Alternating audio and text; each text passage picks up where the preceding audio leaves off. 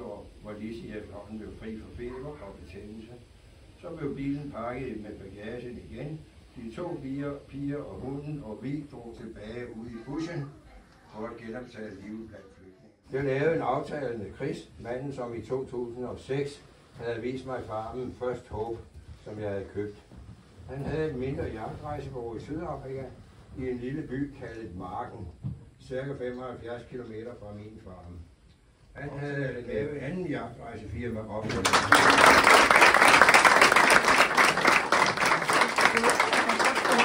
Ja,